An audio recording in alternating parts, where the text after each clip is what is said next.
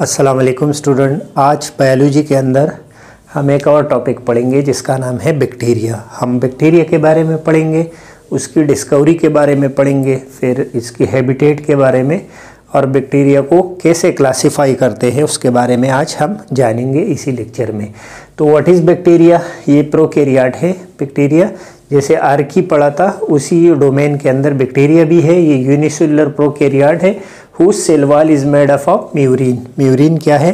Peptidoglycan है जो कि प्रोटीन और शुगर का बना हुआ कंपाउंड है जिससे बैक्टीरिया का सेल वॉल बना होता है। तो ये डिफरेंशिएट करता है बाकी जो यूकैरियोट के सेल वॉल है जो कि बना होता है या काइटिन से, जैसे फंजाई में है, या फिर सेलुलोज से। इसका बना होता है म्यूरिन से। तो बैक्टीरिया का सेल वॉल म्यूरिन से बना होता है। और किस डोमेन से इसका ताल्लुक है? प्रोकैरियोट से। डिस्कवरी इसकी सबसे पहले लीवान हुक ने 1676 में रिपोर्ट किया था बैक्टीरिया को और इसको नाम दिया था बैक्टीरियम। फिर लुईस पास्चर ने कंफर्म किया था कि बैक्टीरिया की एग्जिस्टेंस को।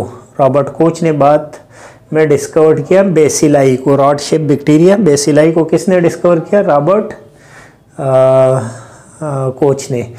और TJ Burrill discovered in plant के अंदर टीजे बोरेल ने डिस्कवर किया था बैक्टीरिया को।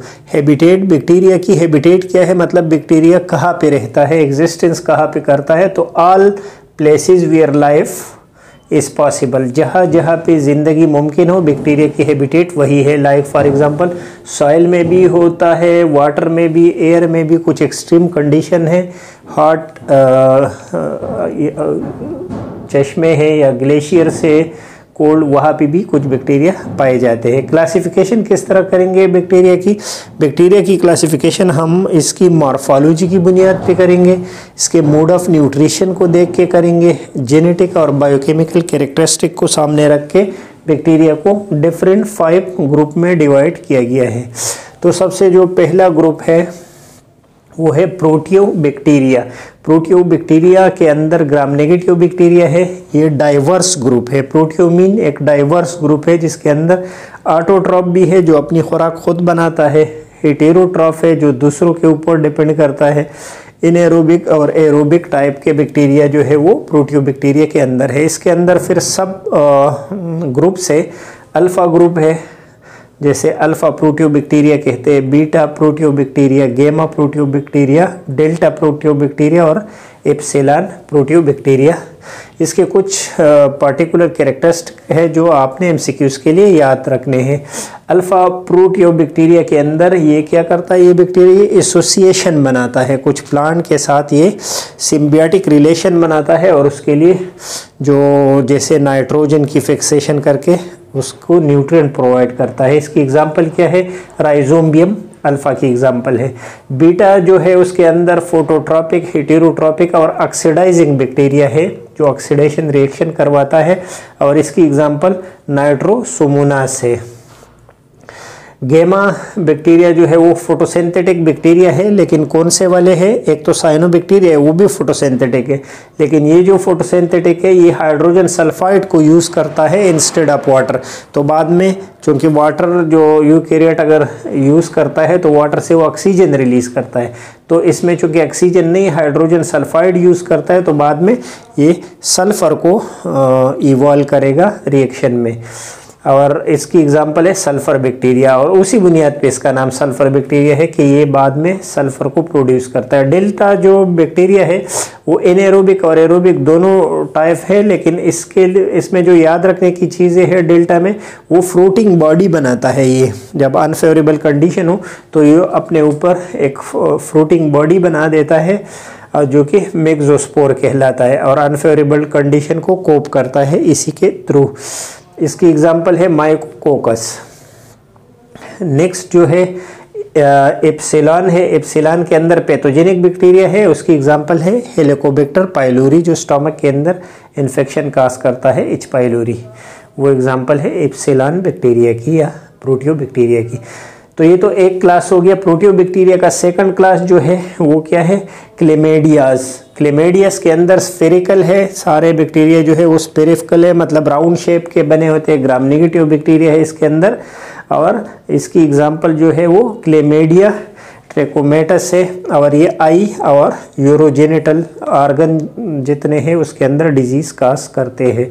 तल पे स्पाइरोकीट से स्पाइरल शेप है इसकी, और ये हेटेरोट्रॉफिक है। सिफिलिस डिजीज काज करता है, ये भी सेक्सुअली ट्रांसमिटेड डिजीज है जो स्पाइरोकीट से काज होता है। और एग्जांपल इस बैक्टीरिया की है ट्रिपोनिमा पैलिडियम। नेक्स्ट ग्रुप जो है वो सायानोबैक्टीरिया है, ब्लू ग्रीन एल्गी भी इसको कहा जाता है।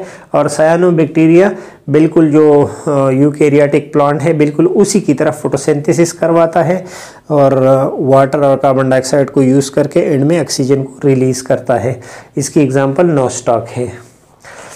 आखिर में जो क्लासिफिकेशन में है वो ग्राम पॉजिटिव बैक्टीरिया है, ये हेटेरोट्रॉफिक है। अच्छा, इससे पहले जितने पढ़े ये तकरीबन सारे ग्राम नेगेटिव होते हैं और ये ग्राम पॉजिटिव है। इसकी जो डिफरेंस है ये हमने सेल वॉल की बुनियाद पर ग्राम पॉजिटिव और ग्राम नेगेटिव को डिफ्रेंशिएट किया है। जो पेप्टाइडोग्लाइकान है वो ग्राम पॉजिटिव में उसकी वो थिक होता है और उसमें थिन होता है, जो कि कलर स्टेनिंग की बुनियाद पर हम एक को ग्राम पॉजिटिव और दूसरे को ग्राम नेगेटिव में डिफ्रेंशिएट करते हैं। अच्छा, ग्राम पॉजिटिव जो बैक्टीरिया है वो हेटेरोट्रॉफिक है। इसके सब ग्रुप 3 है, एक टीनोमाइसीट, स्ट्रेप्टोमाइसीट और माइकोप्लाज्मा।